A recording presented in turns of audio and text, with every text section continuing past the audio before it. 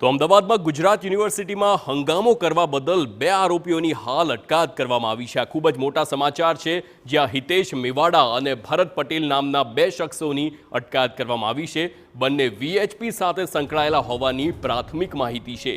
હિતેશ મેવાડા જમીન દલાલ તો ભરત પટેલ ફૂલ વેચવાનો તે ધંધો કરે છે। ઝડપાયેલા 2 આરોપીઓની ક્રાઇમ બ્રાન્ચ દ્વારા પૂછપરછ કરવામાં આવી છે।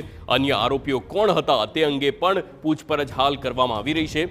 20થી વધુના ટોળા સામે પોલીસ ફરિયાદ થઈ છે। તો હુમલાખોરોની તપાસ માટે 9 ટીમો દ્વારા જુદી જુદી દિશામાં તપાસ કરવામાં આવી છે। University police zone 1 LCB crime બ્રાન્ચની 9 ટીમ દ્વારા આ સમગ્ર મામલે તપાસ થઈ રહી છે। તો યુનિવર્સિટી કેમ્પસ અને યુનિવર્સિટી હોસ્ટેલની આસપાસના સીસીટીવી ફૂટેજ પણ તેની ચકાસણી કરવામાં આવી રહી છે। તો સીસીટીવી ફૂટેજ અને મોબાઈલ વિડીયોના આધારે ટોળામાં સામેલ આરોપીઓને શોધવાની કવાયત હાથ ધરવામાં આવી છે।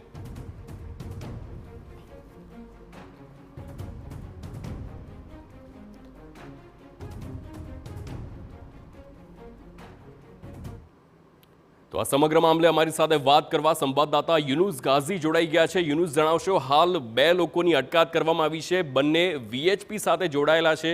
હજુ કેટલા આરોપીઓની તપાસ ચાલુ છે, શું છે વધુ વિગતો?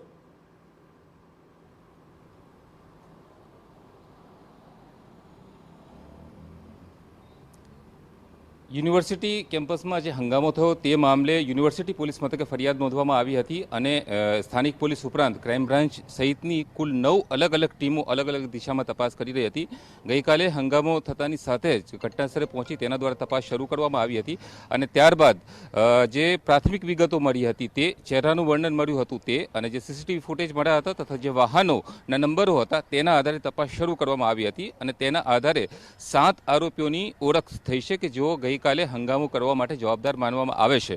તે પૈકીના અગાઉ ક્રાઇમ બ્રાન્ચ દ્વારા કહેવામાં આવતું હતું કે 3 આરોપીઓની અટકાયત કરવામાં આવી છે, પરંતુ સત્તાવાર રીતે 2 વ્યક્તિઓની અટકાયત કરવામાં આવી હોવાનું ક્રાઇમ બ્રાન્ચ દ્વારા જાહેર કરવામાં આવ્યું છે, જેમાં ભરત પટેલ અને અન્ય એક જે વ્યક્તિ છે હિતેશ મેવાડા, આ 2 વ્યક્તિઓની અટકાયત કરવામાં આવી હોવાનું કહેવામાં આવ્યું છે। યુનિવર્સિટી પોલીસને સોંપી દેવામાં આવી હોવાનું પણ કહેવામાં આવી રહ્યું છે, પરંતુ અત્યારે અમે યુનિવર્સિટી પોલીસ મથકે છે, હજુ સુધી આ 2 આરોપીઓનો કબજો યુનિવર્સિટી પોલીસને સોંપવામાં નથી આવ્યો। ક્રાઇમ બ્રાન્ચના અધિકારીઓ દ્વારા જ હજુ તેની પૂછપરછ કરવામાં આવી રહી છે અને તે સાથે અન્ય કોણ કોણ આરોપીઓ હતા, જે ટોળા દ્વારા જે પ્રવૃત્તિઓ કરવામાં આવી તે કોના ઇશારા ઉપર કરવામાં આવી તે તમામ બાબતોની પૂછપરછ કરવામાં આવી રહી છે। ભરત પટેલ ફૂલ વેચવાનો વ્યવસાય કરે છે અને હિતેશ મેવાડા જમીન દલાલના વ્યવસાય સાથે સંકળાયેલા છે। આ ઉપરાંત અન્ય જે 2 વ્યક્તિઓના પણ નામ ખુલ્યા છે તેઓની પણ તપાસ શરૂ કરવામાં આવી છે। ક્ષિતિજ અને રાજેશ નામના અન્ય જે 2 વ્યક્તિઓ છે તેઓના નામ ખુલ્યા છે। 7 થી 8 વ્યક્તિઓના નામ ખુલી ચૂક્યા છે અને તેઓને ઝડપવા માટે ક્રાઇમ બ્રાન્ચ અને જે અન્ય ટીમો છે તેઓ દ્વારા સતત પ્રયત્નો કરવામાં આવી રહ્યા છે। જોકે સત્તાવાર રીતે આ જે અન્ય આરોપીઓના નામ ખુલ્યા છે તેઓની અટકાયત ક્યારે દર્શાવવામાં આવશે, ધરપકડ ક્યારે દર્શાવવામાં આવશે અને તેઓની સાથે કોણ સંકળાયેલું હતું તે હકીકતો ઉપરથી ક્રાઇમ બ્રાન્ચ પડદો ઉઠાવે છે કે પછી ક્રાઇમ બ્રાન્ચ પડદો પાડી રાખે છે।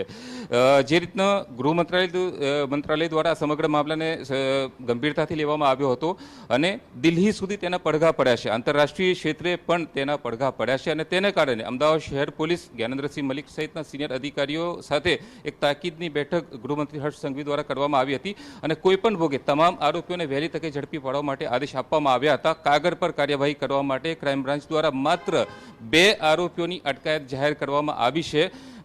કાવતરું ઘડનાર કોણ હતું, તેના માટે જવાબદાર કોણ વ્યક્તિઓ છે તે અંગે હજુ સુધી કોઈ ફોડ પાડવામાં આવી રહ્યો નથી। ક્રાઇમ બ્રાન્ચ હજુ ઘણી બધી બાબતોને છુપાવી રહી છે।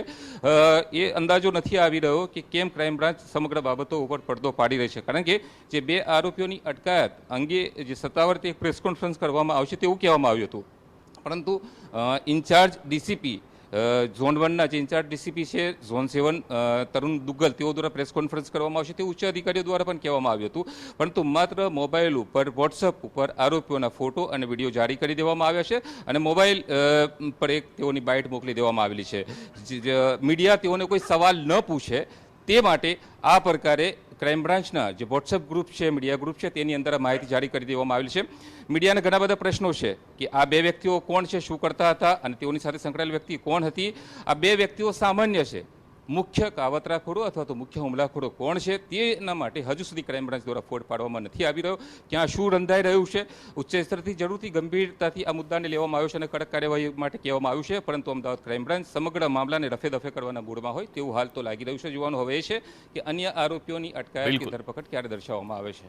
બિલકુલ યુનુસ, સમગ્ર માહિતી બદલ આભાર. તો આ ખૂબ જ મહત્વની માહિતી છે કે જ્યારે જે 2 આરોપીઓ પકડાયા છે તે તો નાની માછલી છે, પરંતુ આ સમગ્ર મામલામાં મગરમચ્છ કોણ છે તે જોવું રહેશે. હાલ તપાસ ચાલુ છે, 2 આરોપીઓની અટકાયત કરવામાં આવી છે, તેમની પૂછપરછ પણ ચાલી રહી છે અને આ બાબત ખૂબ જ મહત્વની એટલા માટે બની જાય છે કારણ કે આંતરરાષ્ટ્રીય વિદ્યાર્થીઓ હતા અને તે વિદ્યાર્થીઓ જ્યારે ગુજરાતમાં અને અમદાવાદમાં આવીને અભ્યાસ કરતા હોય અને તેમની પર આ પ્રમાણેનો હુમલો થાય તો આંતરરાષ્ટ્રીય સ્તર પર ભારતની છબીને નુકસાન પહોંચી શકે છે. આ એવી બાબત છે